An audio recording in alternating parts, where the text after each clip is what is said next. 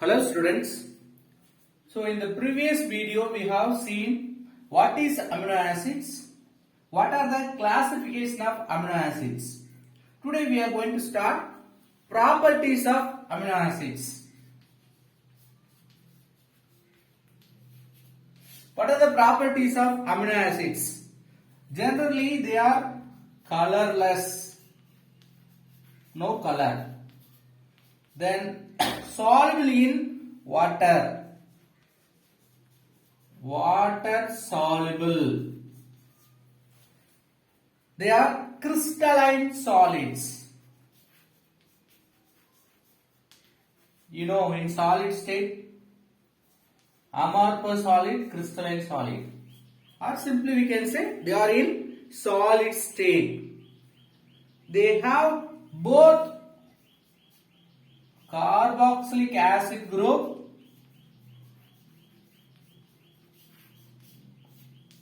as well as amine group. Already we know that amino acids means it will have acid functional group as well as amine group, but they are based on the pH value exist either in positive charge or in negative charged species.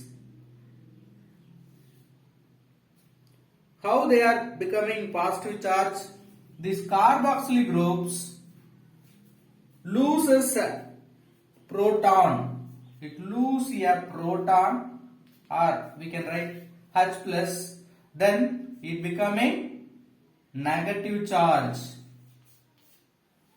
The amine group in the same amino acid accept or gain proton and forming positive charge. Listen, I am talking about the same amino acid. Amino acid means made up of one carbonyl, carboxylic acid, one amine group in the same compound. In this amino acid, the acid functional group lose a proton, it gains negative charge. How? The COOH will form COO minus. The same way NH2 amine group gains a proton, it becoming NH3 plus, it becoming positive charge. So same amino acid, one side we have negative charge, other side we have positive charge by donating proton or accepting proton. This nature accepting gaining based on their pH value. pH value is less or high means their charges will be varied.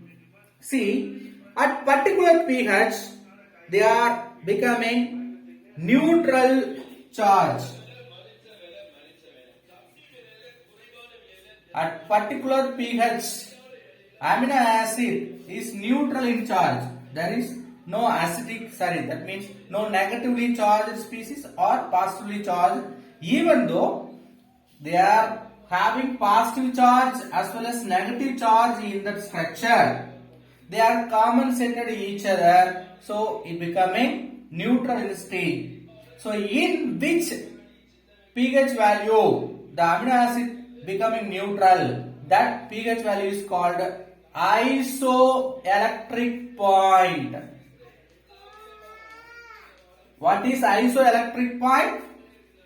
Amino acid is neutral in particular pH value. That particular pH value is called isoelectric point.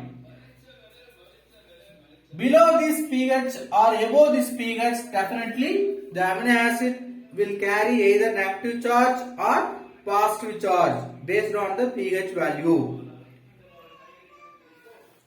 In aqueous solution, if you dissolve with water, what will happen? In aqueous solution means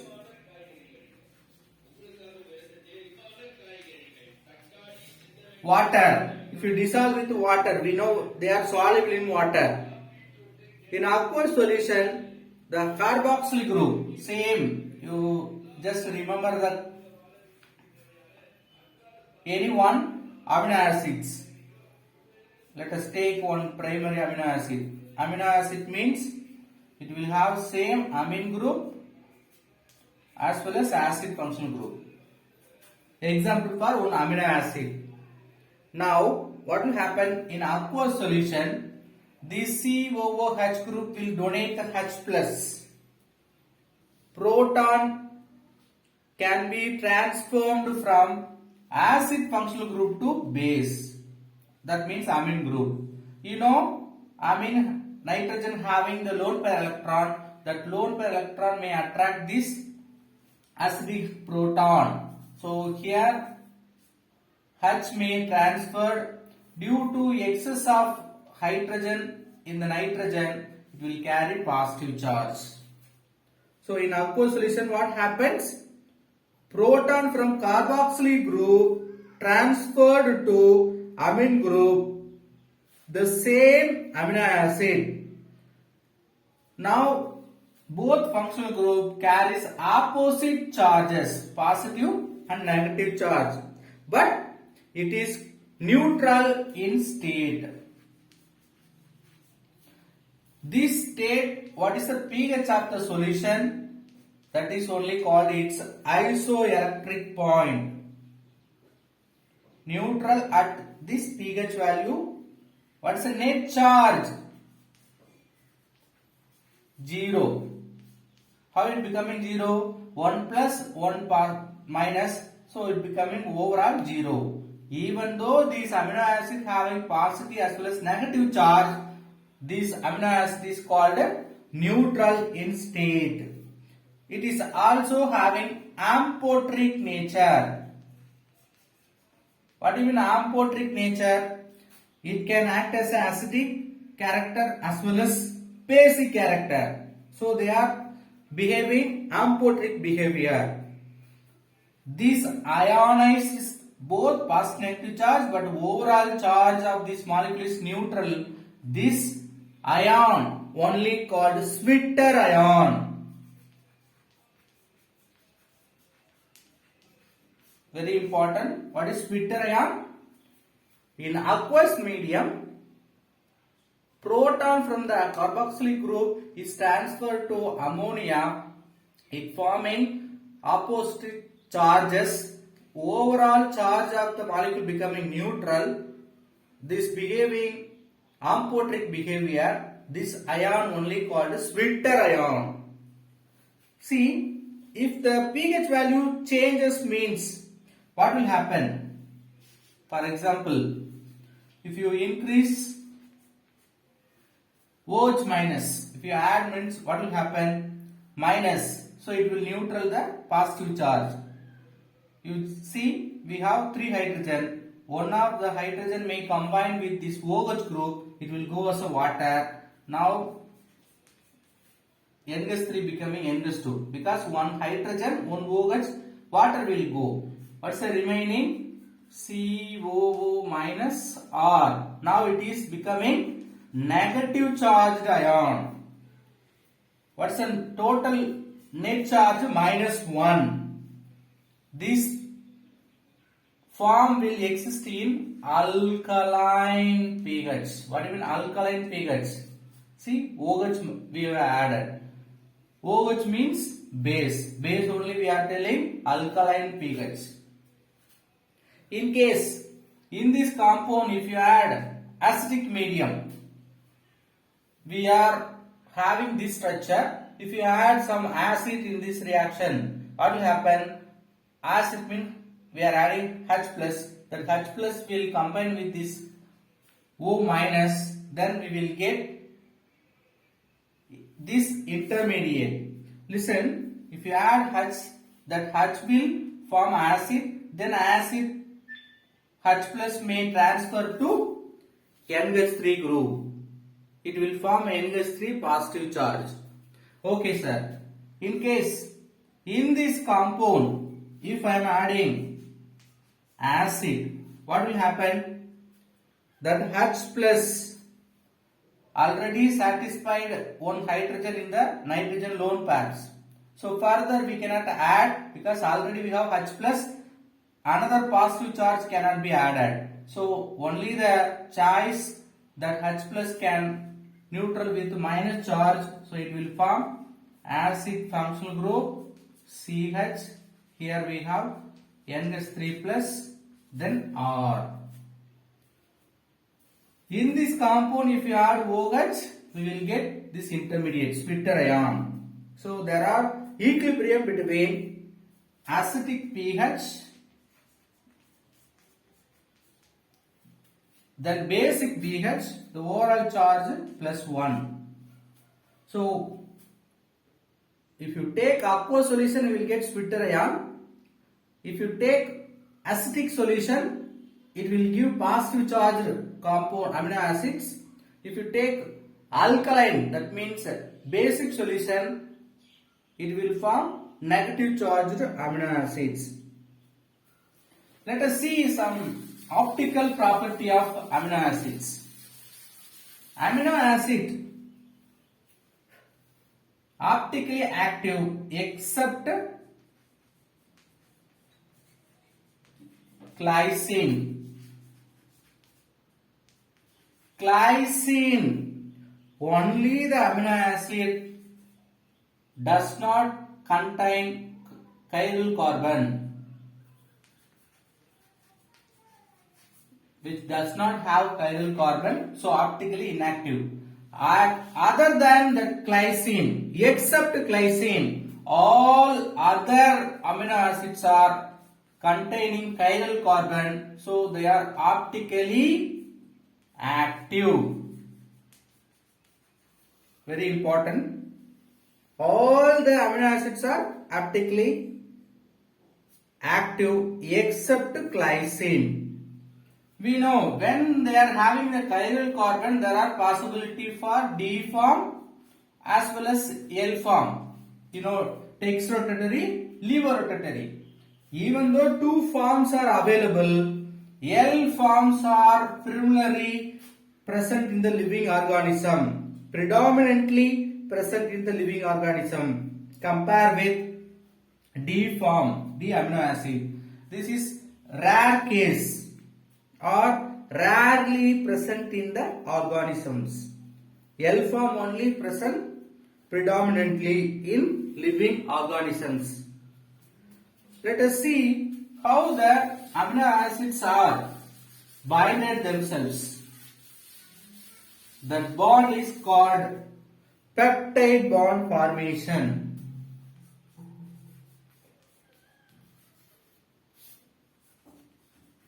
Peptide bond formation.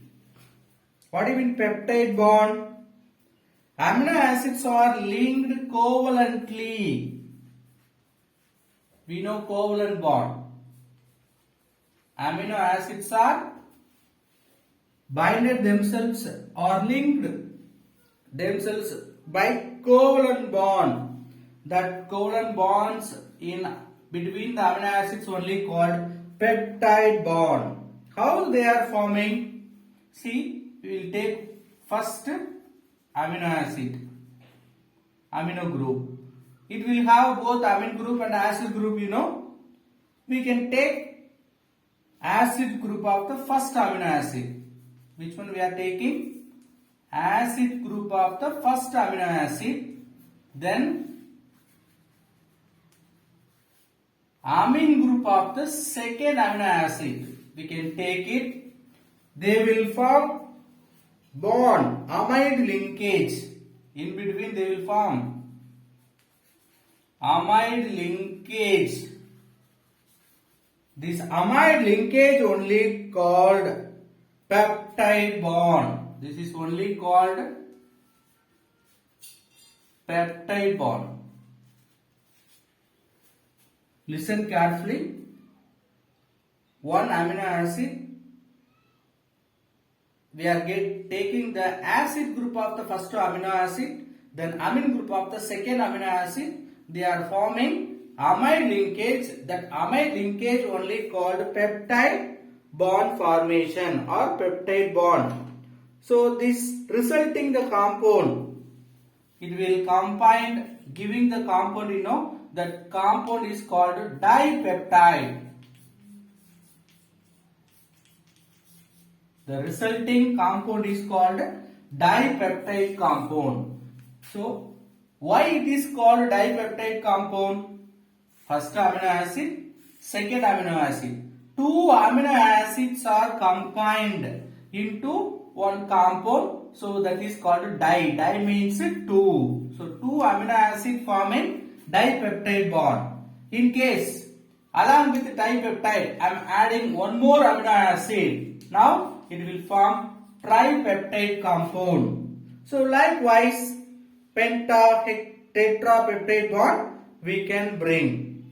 The more number of amino acids linked in polypeptide. What do you mean polypeptide? Two amino acids combined means dipeptide. Three amino acids linked together means we can say tripeptide. Many or more amino acids present means they are called polypeptide. Polypeptide compound. So in this polypeptide compound itself, we are comparing less number of amino acids. In polypeptide, we are classifying two. Polypeptide. In polypeptide structure, we have less number of amino acid.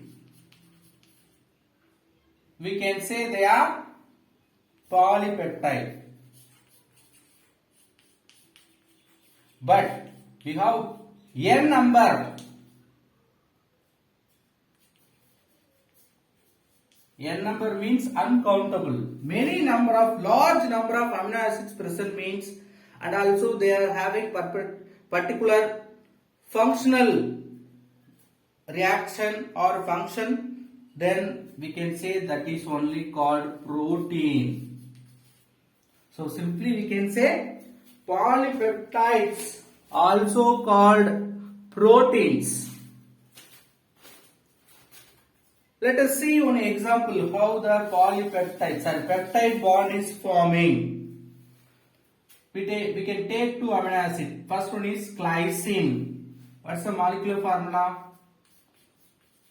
NH2CH2COOH. What's the name of this amino acid? Glycine. Glycine is reacted with alanine. What's the molecular formula for alanine? NH2CH CH3COOH. Now we have taken two amino acid. One is glycine, another one is alanine. How it will form? First amino acid group, hydrogen. Second amino acid group, nitrogen, having hydrogens. Amine group of the second amino acid, acid group of the first amino acid undergoing bond formation. For understanding purpose, we can write this acid group C double bond OH. Here also this NH2 we can draw HH. NH2 I just splitted NH. Let us remove water. Now we can connect this carbon and nitrogen. We will get the structure peptide bond structure. NH2, CH2, C double bond O. The C is connected with nitrogen. Nitrogen having hydrogen. Then remaining group. So this amide linkage only called peptide bond. So peptide bond formation given within the box.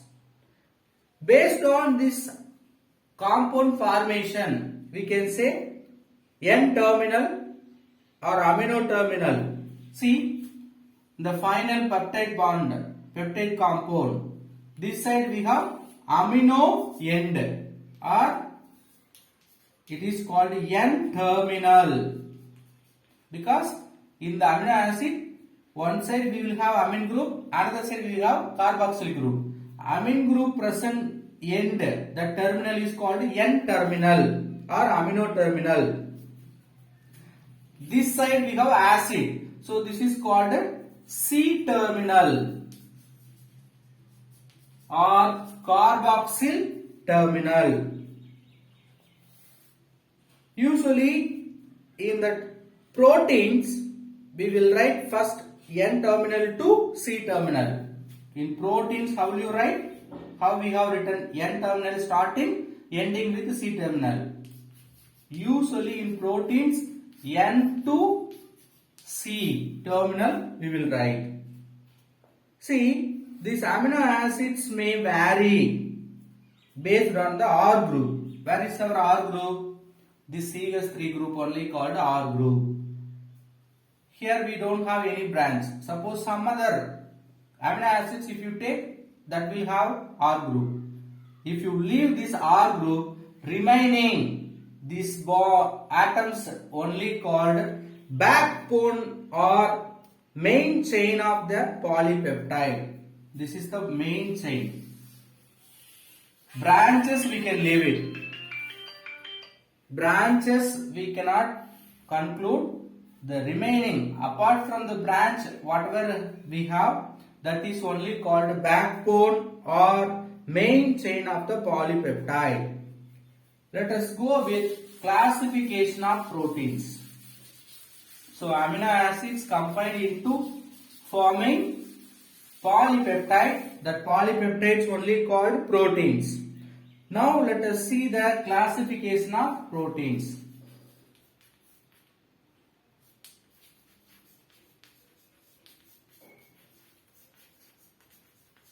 How will you classify the proteins? Based on that overall structure, we have two major types. Protein based on their structural arrangement, overall structure. We have two major types. One is fibrous protein.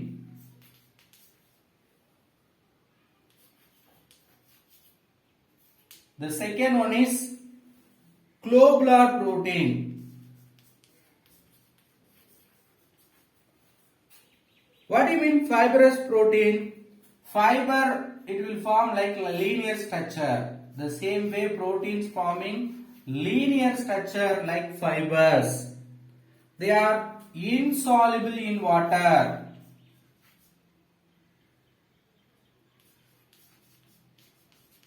Water it will not dissolve.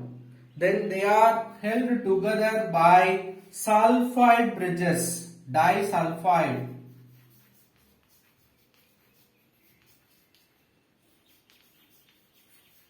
Disulfide bridges they are forming, or it may be linked together by weak intermolecular hydrogen bond.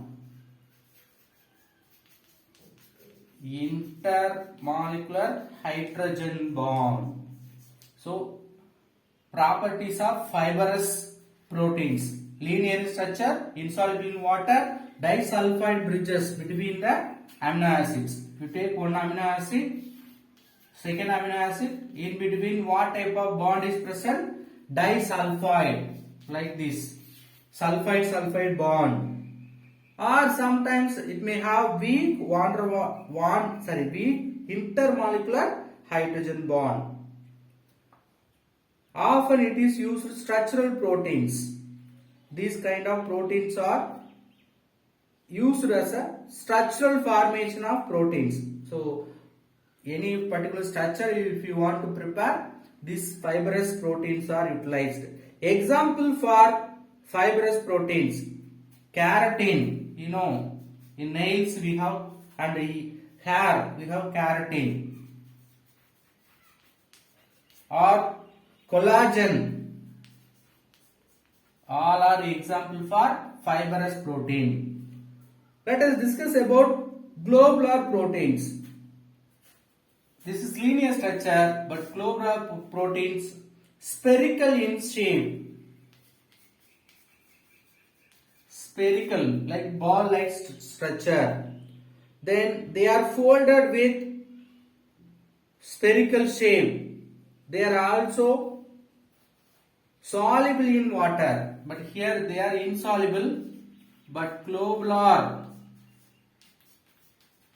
proteins are soluble in water, water soluble. They are involved in many functions like catalysis enzyme.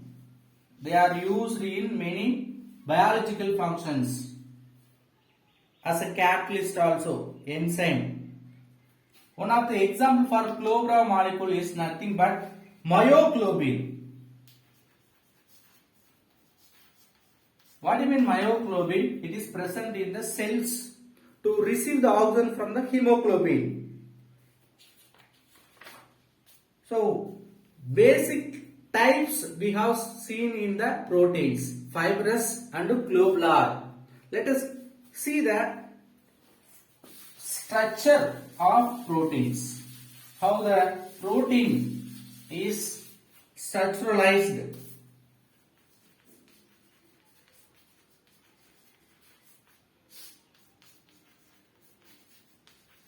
Structure of proteins. See, proteins are polymers of amino acids. We know many amino acids combined forming proteins. There are three-dimensional structure depends upon sequence of amino acids. Okay, so based on the sequence only amino acids, the overall three-dimensional structure of protein is formed. This is described by hierarchical levels. There are many subdivided levels: primary, secondary, tertiary and quaternary. Like we are splitting the overall three-dimensional structure of protein into four types. First we will see the primary structure of proteins. Primary structure of protein is nothing but how the protein we will form by combining amino acids. Amino acids are linked together. They are forming polypeptide structure. That polypeptide formation only called primary structure of proteins. Amino acids are connected through peptide bond. Amino acids are linked through peptide bond. This arrangement only called primary structure, or we can say relative arrangement of amino acids in polypeptide chain is called primary structure. So we can write relative arrangement, how the amino acids are arranged in the polypeptide. That arrangement only we are telling primary structure of protein. If you see the example, you can easily understand. We know glycine. Proteins having three-word name as well as one-word name. You can remember three-letter word. So amine group of the glycine. GLY means glycine, one amino acid. This amine group we have written due to denote the N terminal. Then next to glycine we can take MET. MET amino acid is connected with PHE. PHE is connected with CSY. We know 25 amino acids with their three-letter word. Okay, like we are continuing ASP, the acid group of the ASP. This is N terminal. Then carboxyl C terminal. This basic arrangement or interlinking of amino acid basic structure is called primary structure of protein. This basic structure combine themselves with the other basic primary structure forming the secondary structure of proteins. What's the secondary structure of proteins? Secondary structure of proteins. they are forming highly regular shape. How they are forming regular shape? By forming the substructure through hydrogen bond. See, you just remember, there are many primary structure, or for example you take same primary structure NET, then PHE, CSY. One primary structure. Let us write another primary structure.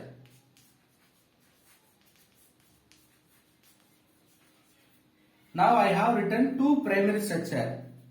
In the first primary structure, any one of the amino acid may have the C double bond O group, that is carbonyl group, and hydrogen from the second primary structure may have the interaction, they are forming hydrogen bond. Due to this hydrogen bond between these adjacent primary structures, they are able to form combined into secondary structure. Further, the secondary structure is classified into alpha helix and beta strands or seeds. See, very simple. Primary structure we know, the basic arrangement of amino acid in polypeptide. First polypeptide, second polypeptide. These two polypeptides having some attraction between themselves due to hydrogen bond. How they are forming hydrogen bond? Acid group C double bond O group of the first primary structure and hydrogen in the nitrogen of the second primary structure having attraction. This attraction between oxygen and hydrogen is called hydrogen bond. Due to this hydrogen bond, they are linked together. Then further it will continue with other primary structure both side.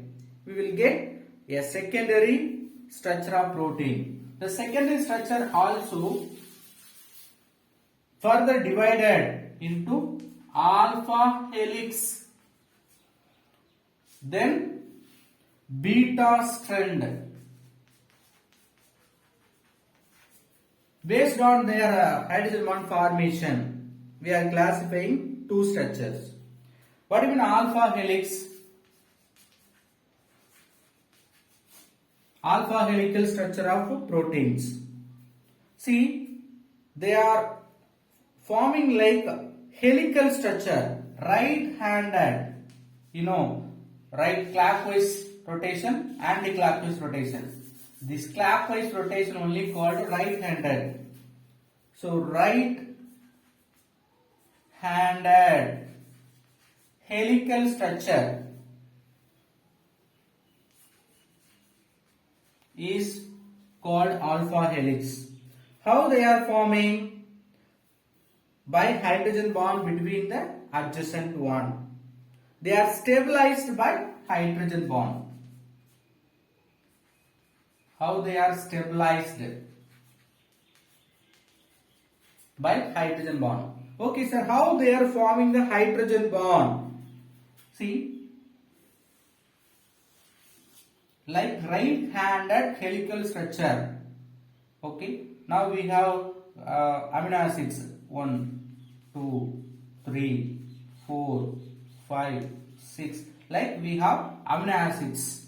They are linked together as a polypeptide. Now, for clear picture, 1, 2, 3, 4, 5. Listen, this first amino acid of this polypeptide having hydrogen bond with fifth polypeptide amino acid. So first one, if you denote nth amino acid, the fourth one, that means the fifth one, n plus fourth, that means together fifth one. Fifth one having the attraction. So remember, they are forming like right-handed helical structure, like spring-like structure. First amino acid and fifth amino acids are having the attraction. They are having hydrogen bond formation. This hydrogen bond only stabilize this helical structure. Okay, sir. These amino acids also having that R group, you know. R group means side branch, side chain. Side chain present in the outside. So you just remember a spring. Outside we have all the R group. Inside we have C double bond O group and NH group. This CO and NH group having the hydrogen bond formation. Due to this hydrogen bond formation, they are stabilized. Wherever they are forming hydrogen bond formation in alpha helix, first amino acid CO group and the fifth amino acid NH group having the attraction. Each turn of alpha helix contains 3.6 residue. So, if you take one turn, each turn, how many amino acid residues are present? 3.6 amino acid residues are present. Very important. If you know, like this right-handed helix, each turn we have 3.6 residues. What is the length of each turn? If you see one turn full length is nothing but 5.4 Armstrong. Long. The amino acid proline produces conic helical structure. See, anyway they have formed a helical structure. In between we have some nick. That means, what do you mean nick? It will have like this, then it will reduce, then so like the size will reduce, that is only called a nick. This nick forming helical structure, they are called helix breaker. This is only called the nick is called helix breaker.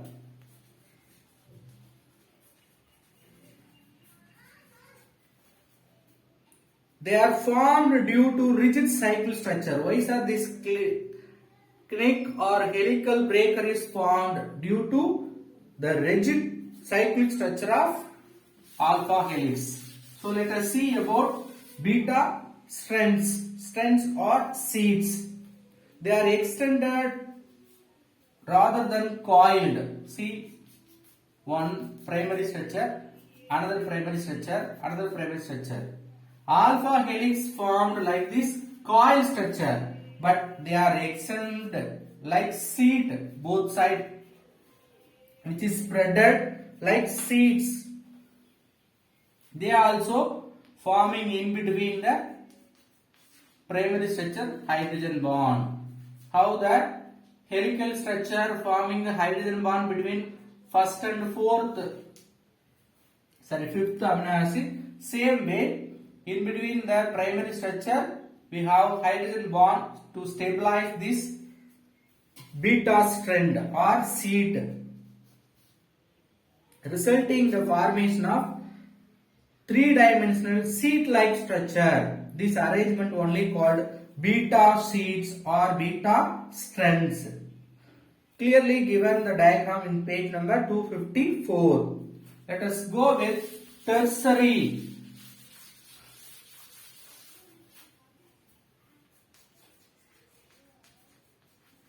Structure of proteins. Now secondary structure, primary structure together. The second structure want to connect themselves, you know, that alpha helix and beta strands. Alpha helix, beta strand. They are folded or they are joined, linked together and forming three-dimensional structure. That three-dimensional structural arrangement is called tertiary structure of polypeptide. So this tertiary structure, three-dimensional structure is stabilized by the interaction between the side chain of the amino acids. So still we didn't mention or we didn't discuss about side chain, that R group in the amino acid, right?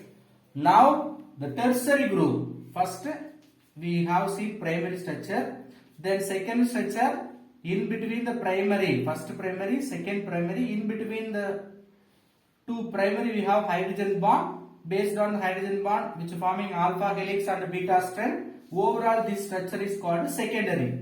The secondary structure, first secondary structure, secondary structure want to combine themselves. They are linked and forming three-dimensional structure. Now in the secondary structure we have the R group, based on that R group interaction they are exist together. So first secondary compound, secondary structure, second secondary structure, both having this side chain R group, that R group having the interaction between the R group. So this R group interaction may formed due to disulfide bridges or cysteine residue, electrostatic attraction, hydrophobic, hydrogen bond, van der Waals interaction. All those interactions are forming in between this RR, that means side chain. This interaction only stabilize the tertiary structure. Then quaternary or tertiary structure.